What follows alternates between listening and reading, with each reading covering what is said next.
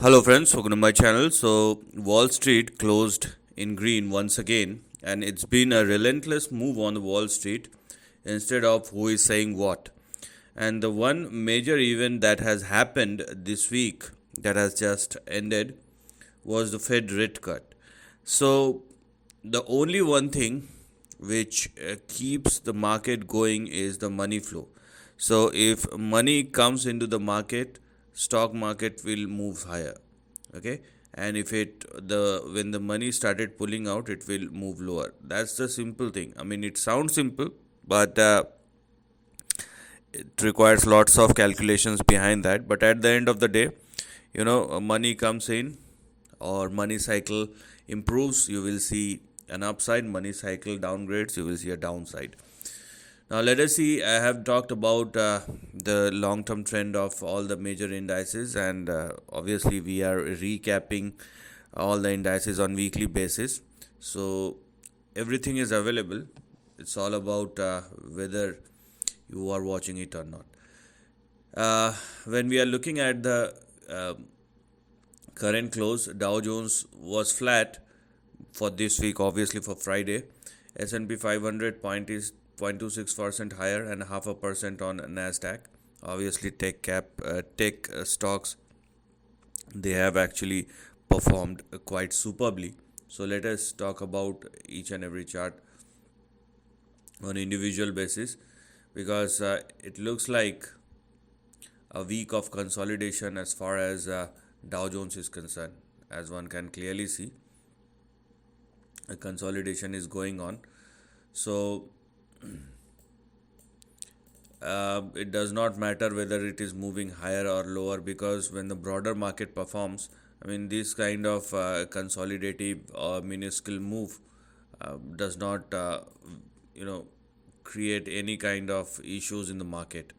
As far as Dow Jones is concerned, it has been a week of consolidation. It may continue for the next couple of days, but it is well within the range. So let me show it to you. So most probably these three lines representing the current range, and there is no point going beyond a certain level as far as the downside is concerned, because there are no such indications for the time being. So as far as the levels are concerned for Dow Jones, we are going to have our first support level at 47,355, and then we are going to have our next big support level at 47,135. If Dow Jones falls below 47,135, then you may see further correction. But for the time being, these two lines represent the support and the stop loss, and on the upside we have 48,000, 48,050 as our target or resistance. This is what we're going to look at moving forward. Now, as far as Nasdaq is concerned, which has performed quite superbly, so but similar kind of price pattern over here, and it is also showing some kind of correction or consolidation in the near term. So when we are looking at Nasdaq Composite, we have this particular line or this particular level. Here we are. This is the level which you can consider as your support for the time being. 23,580, 84, and if it falls below that, then there may be a gap. Okay, and the next big support will come at 23,132. So there is nearly a 300 to 400 points gap if there is a move below 23,580. And on the upside, we have a cap for the time being, unless Nasdaq breaks out. So as far as Nasdaq is concerned, you will see a move towards 24,036. So these three lines represent the range or the current range in between which the stock is trading, and that is what you need to look at. So it looks like a week of consolidation and a near term correction, and it may continue for the upcoming week as well. But as I've just said, it does not look much of a problem for the market, because when the overall market or broad market performs and the mainline indices goes into a consolidation, it is obviously a good sign, because the near term trend or the big indices are taking its time off. Meanwhile, the smaller or mid cap stocks or the small cap stocks, uh, they started moving higher. So as far as S&P 500 is concerned, you have these three levels. So similar kind of patterns are clearly visible across all three indices. So here we are, 6764. You have your immediate support at 6816, below which we have 6764, and on the upside we have our target or resistance at 6921. So if you are looking for any further upside, there are two things: either wait for the breakout, or wait for the indices to correct and come down to a level from where you can take your positions, and then the indices started moving higher.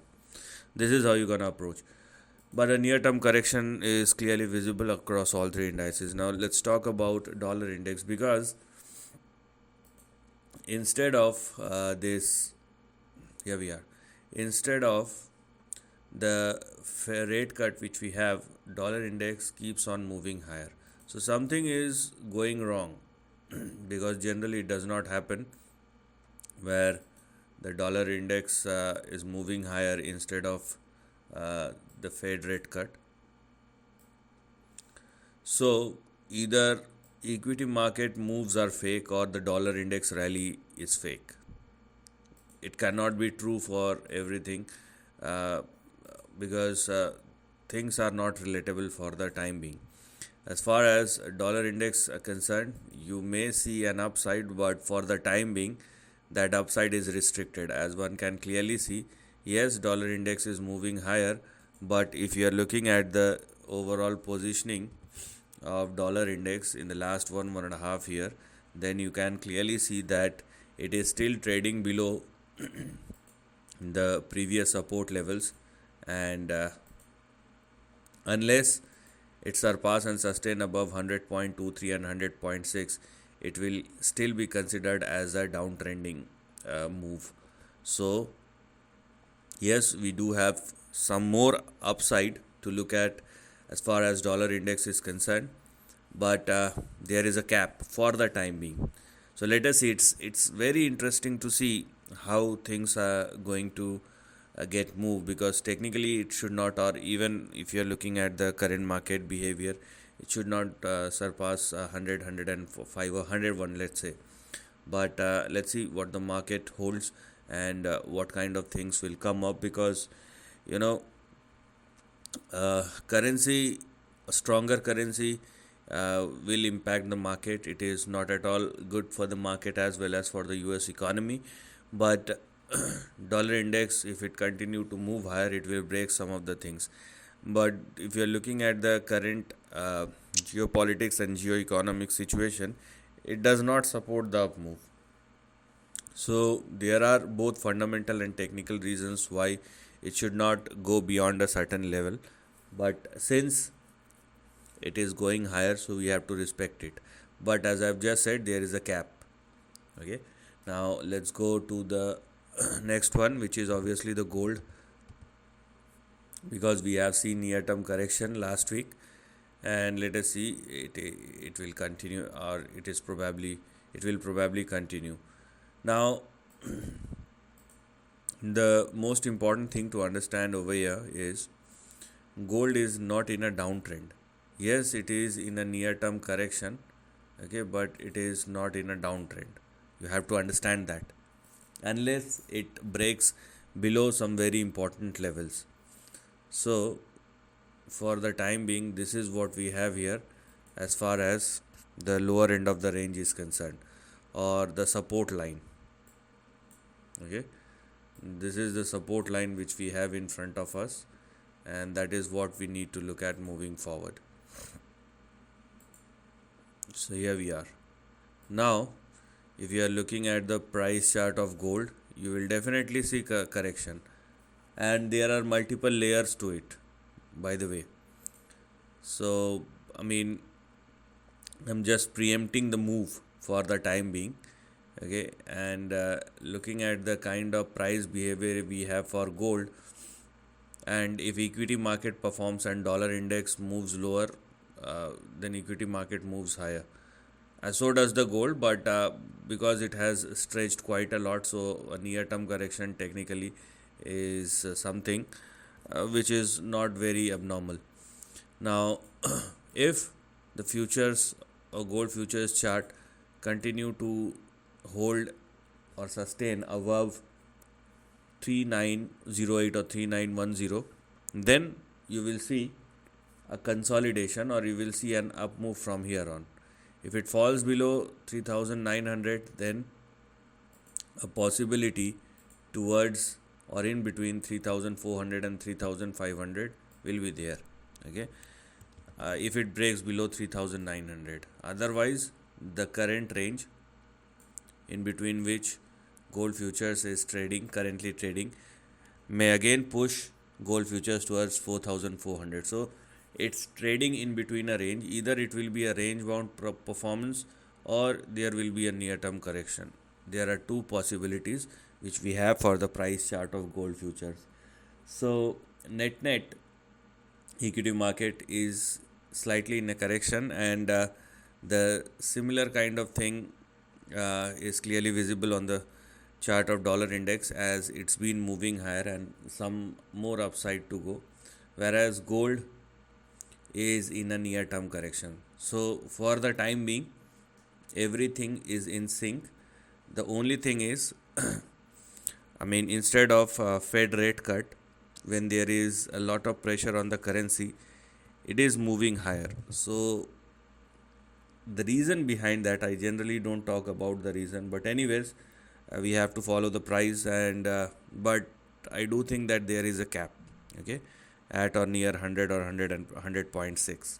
If it surpasses that level, or if it continue surpass 101 or more, then there will be a problem across the market and across the globe as well. So this is the end of the video.